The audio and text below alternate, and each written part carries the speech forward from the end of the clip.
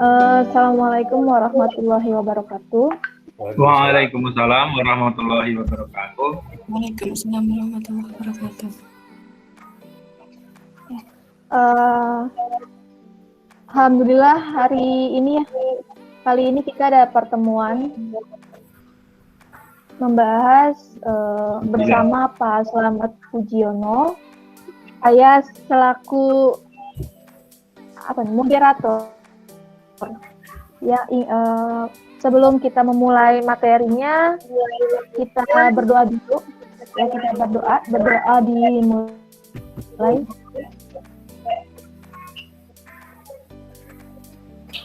Selesai. Oke, dilanjut oleh Pak Slamet. Silakan Pak Slamet. Oke, terima kasih Bu Aulia. Assalamualaikum warahmatullahi wabarakatuh. Waalaikumsalam warahmatullahi wabarakatuh. Gimana kabar Bapak dan Ibu semuanya? Sehat semua ya? Alhamdulillah. Pada pertemuan kali ini kita akan melanjutkan materi tentang capaian pembelajaran. Tapi sebelumnya, saya ingin bertanya kepada Bapak dan Ibu semuanya yang ada di sini. Pernahkah Bapak dan Ibu menemui siswa yang mengalami kendala dalam pembelajaran? Belum. Pernah, Pak.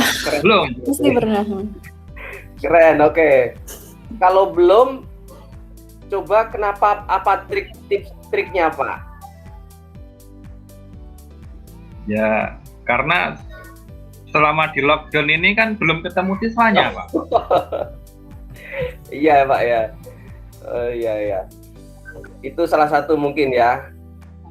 Mungkin ada Bapak Ibu yang pernah mengalami atau menjumpai siswa yang mengalami kesulitan belajar. Coba ceritakan sedikit Bu. Saya Pak ya. Ya, silakan. Ya. Kalau saya sih sekarang lebih ke ini sih Pak, kesulitan fasilitas dari anak-anak kami. Terutama di masa pandemi seperti ini, pembelajaran tidak bisa tatap muka, harus online. Nah, padahal anak-anak kami itu tinggalnya di pondok, kebanyakan santri.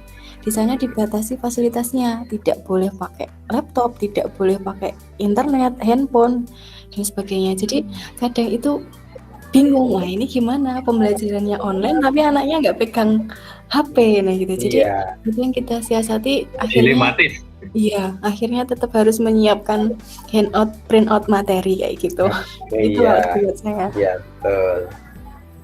Nah, kenapa kok dikatakan tidak tercapai? Kenapa dikatakan sulit? Karena ada sesuatu yang tidak tercapai, ya kan? Kita menentukan taraf capaiannya gitu, targetnya.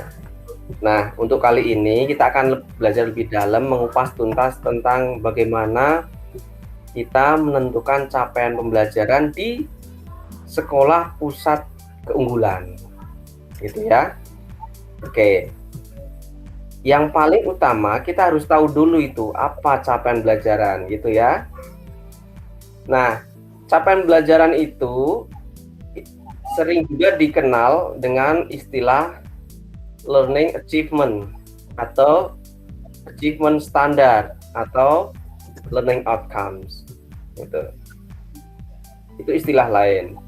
Kalau kita simpulkan dari berbagai sumber, capaian pembelajaran itu adalah kompetensi pembelajaran yang harus dicapai atau dikuasai oleh peserta didik yang meliputi sekumpulan kompetensi dan lingkup materi pada setiap tahapan pembelajaran di mata pelajaran tertentu pada level pendidikan dasar dan menengah yang tersusun secara komprehensif dalam bentuk narasi.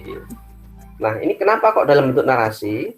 Supaya kita lebih paham antar kaitannya satu hal dengan hal lain, gitu ya. Gitu. Kemudian kenapa kita harus membuat capaian pembelajaran? Itu karena ada beberapa fungsi ya atas capaian pembelajaran tersebut. Yang pertama yaitu menentukan tingkat kerangka kualifikasi. Yang kedua, menetapkan standar kualifikasinya. Fungsi yang ketiga itu menjelaskan program dan kursus, artinya program apa yang akan kita agendakan untuk proses pembelajaran. Kemudian fungsi yang keempat mengarahkan kurikulum, dan yang terakhir adalah menentukan spesifikasi penilaian. Kemudian dengan adanya capaian pembelajaran, ternyata dia mempengaruhi minimal dua hal, yaitu mempengaruhi terhadap pendekatan yang akan kita pakai untuk pembelajaran. Pendekatan yang paling cocok di sekolah SMK itu menggunakan pendekatan student center dalam dunia pendidikan ini, yang level SMK ya.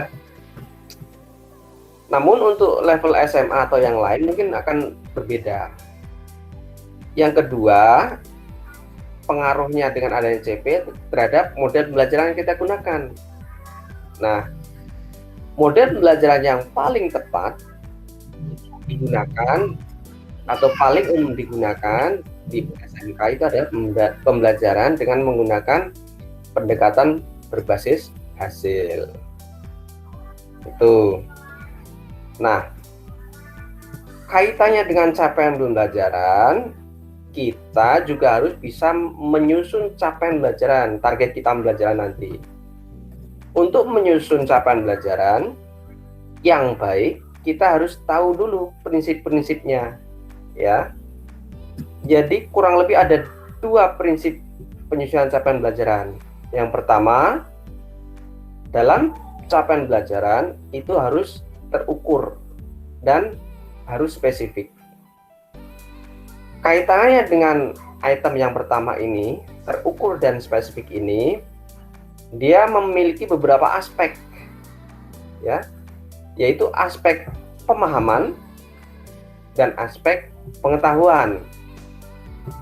Mungkin perlu kita pertajam juga perbedaan antara pemahaman dan pengetahuan. Kalau pemahaman itu arti dari fakta-fakta atau informasi, sedangkan pengetahuan itu fakta-fakta atau informasi itu sendiri. Kemudian pemahaman itu sekumpulan fakta yang berhubungan, sedangkan pengetahuan itu teori atau kesimpulan yang membantu hubungan dan pemaknaan dari fakta-fakta tersebut. Kalau pemahaman itu berupa pernyataan yang akurat, sedangkan pengetahuan itu pernyataan yang masih dapat diperdebatkan, teori-teori yang masih dapat diproses. Perbedaan selanjutnya adalah pemahaman itu hanya mengenal benar atau salah. Kalau pengetahuan itu kita bisa mengenal benar atau salah, bukan merupakan suatu yang sifatnya absolut, tetapi bisa dianalisis dan disimpulkan tergantung dari kompleksitas dan kapasitasnya. Itu ya. Selanjutnya, pemahaman itu ada sebuah kalimat, saya tahu bahwa hal tersebut benar. Itu hanya pemahaman. Sedangkan pengetahuan itu saya tahu mengapa hal tersebut benar. Jadi pengetahuannya ada klausul sebab akibat. Kalau pemahaman itu hanya akibat. Yang terakhir, saya merespon petunjuk atau instruksi dengan pengetahuan yang saya miliki. Sedangkan pengetahuan itu saya mampu membuat keputusan. Gitu ya. Kapan perlu memberikan respon dengan pengetahuan yang saya miliki. Itu kurang lebih aspek-aspeknya. Yang kedua, kaitannya dengan praktis. Ya, praktis. Jadi, terukur dan spesifik itu harus punya aspek yang praktis, practical. Dan yang ketiga, aspek ketiga adalah keterampilan yang generik. Gitu. Prinsip yang kedua dalam penyusunan CP yaitu harus fleksibel, atau sesuai proses dan tahapan belajar siswa, karena konsep kita kan merdeka belajar ya gitu. Nah, kaitannya dengan hal tersebut, dengan maksud fleksibel itu adalah pengembangan CP itu harus jelas mendefinisikan hasil yang harus dicapai oleh siswa pada akhir program pembelajaran. Jadi targetnya harus jelas nih. Siswa ini belajar apa, targetnya harus bisa apa. Atau belajar sesuatu harus bisa atau memahami sesuatu. Kemudian yang kedua, desain kurikulum, strategi belajar dan kesempatan belajar dilakukan untuk menjamin tercapainya CP ya. Di sini kaitannya dengan alokasi waktu ini. Ya. Alokasi waktu. Satu siswa memahami suatu materi belum tentu secepat siswa satunya lagi dalam memahami materi. Jadi kecepatannya beda. Nah, di sini harus fleksibel. Dan yang ketiga, proses penilaian disesuaikan dengan CP dan penilaian setiap individu siswa. Dilakukan untuk memastikan bahwa siswa mencapai target pembelajaran. Gitu ya. Gitu. Nah, poin kelima tentang capaian pembelajaran adalah bagaimana kita bisa merumuskan CP tersebut. Ya. CP tersebut. Bagaimana kita bisa merumuskan CP tersebut? Dalam merumuskan CP, ada 3 hal yang perlu kita ketahui. Yang pertama, bentuk penulisan CP yang bagaimana itu. Ya, jadi bentuk penulisannya gimana?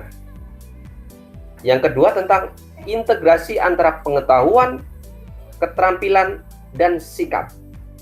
Ketiga hal ini harus terintegrasi dengan target utamanya adalah pelajar Pancasila. Dan yang ketiga adalah dalam penyusunan CP itu harus terbagi ke dalam fase-fase tertentu. Nanti akan kita breakdown satu-satu. Kita breakdown yang pertama dulu. Bentuk penulisan CP. 1. CP ditulis dalam bentuk paragraf. Tadi di awal di sini tentang pengertian CP tersusun secara komprehensif dan bentuknya narasi. Artinya dia dalam bentuk paragraf. Ya. Yang kedua, bentuk dari penulisan CP itu harus memberikan kesempatan mengeksplorasi materi pelajaran lebih mendalam, tidak terburu-buru, dan cukup waktu untuk menguatkan kompetensi. Nah, ini kaitannya dengan pembagian JP, jam pembelajaran. Outputnya ke sana larinya nanti. Jadi untuk materi A butuh berapa JP? Itu kita harus analisis juga. Ingat materi kita sebelumnya ya. Kemudian bentuk penulisan yang ketiga itu disesuaikan dengan tujuan untuk mengembangkan dan menguatkan kompetensi dan karakter yang sesuai dengan profil pelajar Pancasila. Itu kaitannya dengan bentuknya ya. Jadi dalam tulisannya itu harus memasukkan karakter-karakter profil pelajar Pancasila yang berketuhanan, ya kan? Gotong royong itu harus tersampaikan di narasinya itu. Rumusan CP yang kedua yaitu harus terintegrasi antara pengetahuan, keterampilan, dan sikap. Ya. Kaitannya dengan hal tersebut, CP itu merupakan hasil peleburan. Ya. Peleburan bukan pembauran, tapi peleburan, benar-benar menjadi suatu individu baru. Peleburan kompetensi inti dan kompetensi dasar dengan tujuan untuk mengembangkan dan menguatkan kompetensi dan karakter yang sesuai dengan profil pelajar Pancasila. Nah, ini Kemudian rumusan yang ketiga kaitannya dengan CP itu harus ditulis dengan fase-fase tertentu. Nah, tujuannya menuliskan dalam fase-fase tertentu tersebut untuk membedakan antara kelas dan fase tingkatan. Bisa jadi dalam sebuah kelas itu satu anak dengan anak yang lain tadi mempunyai kecepatan yang berbeda untuk memahami satu materi. Nah, akhirnya apa? Karena kita pembelajaran itu berbasis siswa, bukan berorientasi ke guru, maka setiap siswa yang mempunyai perbedaan kecepatan dalam menerima materi tersebut harus kita layani juga, gitu ya, gitu. Kalau satu siswa itu dalam tanda kutip lebih lambat, maka bisa jadi fase yang kita terapkan di siswa tersebut dimulai dari fase yang sebelumnya, fase A. Kalau di SMK kan E, F. Bisa jadi si A itu kita mulai bukan dari fase E atau F, tapi mulai dari fase sebelumnya. Gitu ya. Gitu. Coba kita tengok ada berapa fase. Pertama, di fase anak usia dini, di PAUD, itu terdapat fase awal yang disebut dengan fase pondasi. Ini sampai ke TKB, sampai mau masuk ke SD, itu disebut fase pondasi. Kemudian di SD, di jenjang SD itu terbagi menjadi 3 fase. Fase A itu antara kelas 1 sampai kelas 2. Fase B itu kelas 3 dan 4. Dan fase C itu kelas 5 sampai kelas 6. Ya. Di jenjang berikutnya, di SMP itu hanya ada satu fase, yaitu fase D. Akan ditembus selama 3 tahun. Kemudian untuk jenjang pendidikan selanjutnya di SMA atau SMK itu terbagi menjadi 2 fase, yaitu fase E dan fase F. Masing-masing fase itu harus mencakup 3 hal tadi: pengetahuan, keterampilan, dan kompetensi umum. Perbedaan durasi fase ini lebih didasari oleh alasan praktikal, bukan teoritis. Ya, jadi keadaan nyata yang kita temui di lapangan. Kemudian kita harus menyusun atau mengcompile ulang CP yang kita buat sesuai kebutuhan siswa. Mungkin seperti itu, ya. Karena waktunya juga udah mau habis, anak-anak sudah pada nangis. Saya cukupkan materi saya dengan 2 pertanyaan reflektif untuk dijawab Bapak dan Ibu. Yang pertama, apa peran capaian pembelajaran dalam pembelajaran SMK di pusat keunggulan? Dan yang kedua, mengapa CP pembelajaran dirumuskan per fase? Demikian materi dari kami. Saya cukupkan. Assalamualaikum warahmatullahi wabarakatuh. Waalaikumsalam. Waalaikumsalam warahmatullahi wabarakatuh.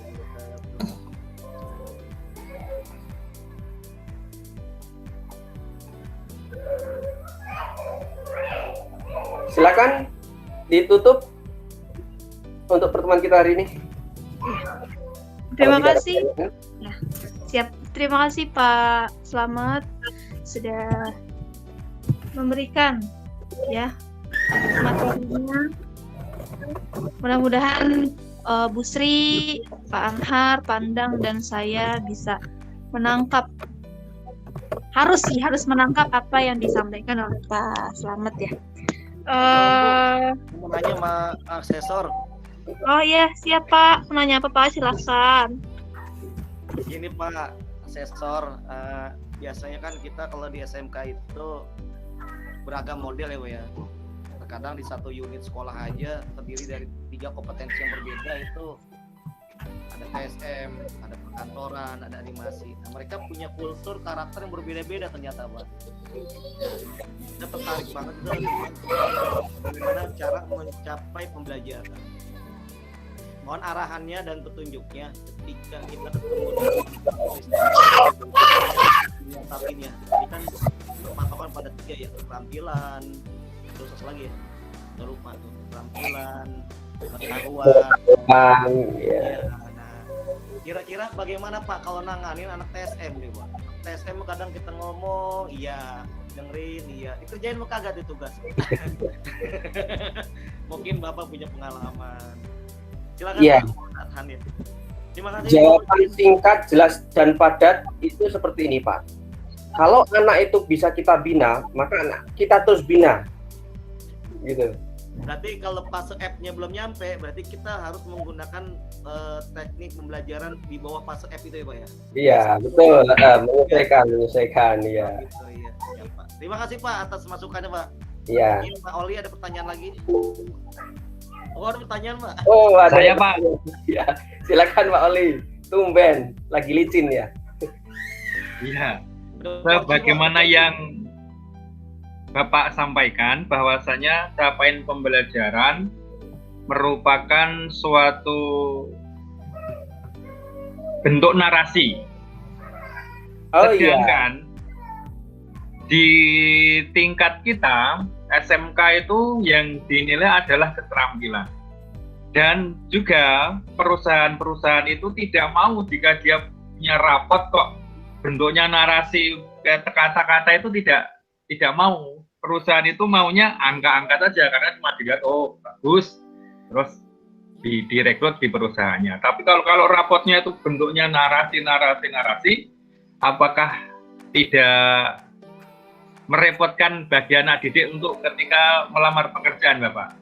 Kemudian jika capaian pembelajaran itu suatu bentuk narasi dan merupakan harus dicapai, berarti